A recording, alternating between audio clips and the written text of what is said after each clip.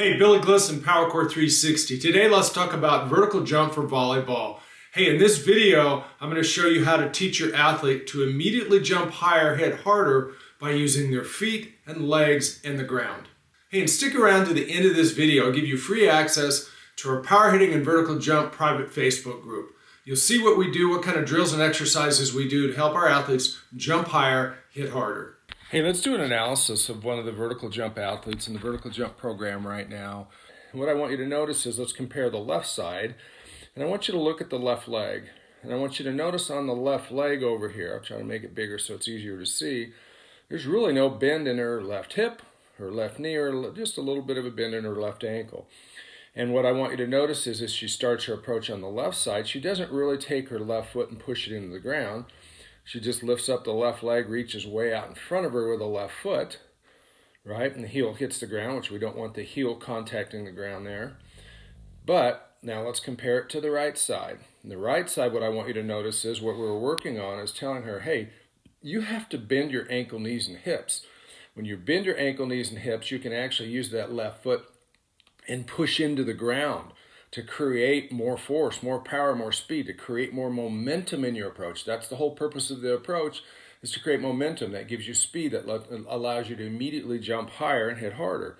If you look on the right side of the screen then, her ankle, knee, and hip of her left leg are bent. Actually, both legs are bent, right? Look at the difference in the starting position, the bend of the ankle, knees, and hips.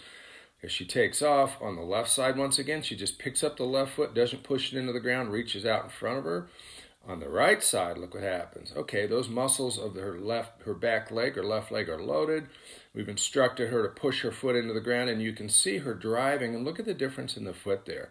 As she pushes the left ball of the foot into the ground, you see the calf stretch, right? That's super important. In the meantime, her hip muscles, butt muscles, have already started to extend her hip to drive her forward. Now her quadricep muscles are going to work, her knee muscles, and then the ankle muscles, the calf muscles at the end, go to what we call extend the leg, right? And that extension of the leg, pushing the foot into the ground, drives the body forward with speed. Same thing's happening with the right leg. As she pushes off the left leg and pushes the body forward, now her right hip and butt muscles, her hamstrings, her quads, her calf muscles are also involved, just like a 100-meter sprinter starting, right? She's driving off the ground with her left foot, driving off the ground with her right foot, to drive the body forwards, and you can just see the difference in the speed of the takeoff. Much more athletic, much more dynamic, right? Once again, if she was trying to hit a ball to get there to hit with speed before the blockers get there, she's got a chance of actually getting there, right? The one on the left is super slow. The one on the right is very athletic, very dynamic. Pay attention now on the right side when that left foot hits the ground.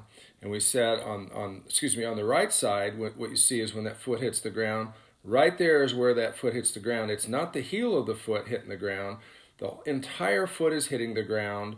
And if I draw a little relationship here between the two, there's the left foot hitting the ground on the left side. Here's a little line, center of the foot straight up. You notice it gets maybe just behind the head and her neck.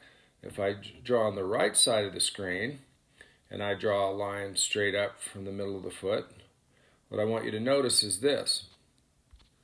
When the left foot actually contacts the ground, a lot more of the body weight is now over on top of the left foot. And in fact, what we teach for acceleration, right, is that we want the left foot either under the hips or slightly behind the hips. So as the left foot contacts the ground, basically it can push the body forwards. On the left side of the screen, when that left foot hits down, it's out in front of the body. That's a deceleration or braking step. That's slowing her down because the foot's out in front of the body. The body mass is behind that foot.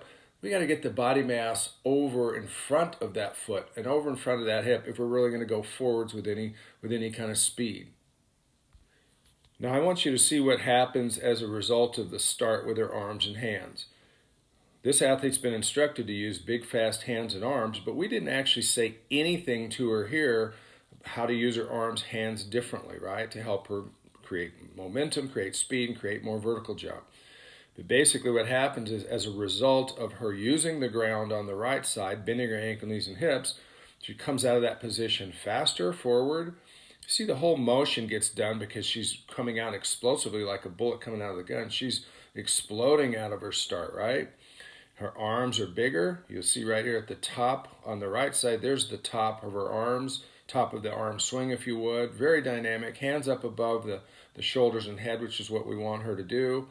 On the left side, as she finally starts to get there, it's much slower. It's much later in the process. But you do notice that the hand position's not, especially the right arm's not anywhere as close as what we see on the right side of the screen. So it's much more dynamic when we can use the ground. It creates more speed. Let's see what happens as she goes and jumps up in the air.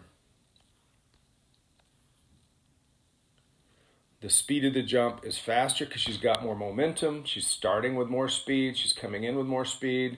When her feet hit the ground, the last two steps, she can go vertical, she can jump higher, she can jump faster, right?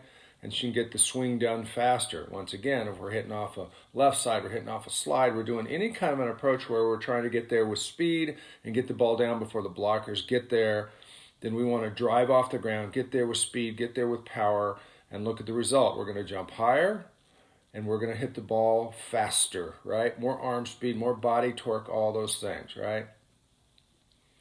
So anyway, long story made short, if you're going to start and work on your approaches, then you got to bend your ankle, knees, and hips. You've got to use your feet to push into the ground, to let them push into the ground to actually go somewhere. Your ankle, knees, and hips need to be bent.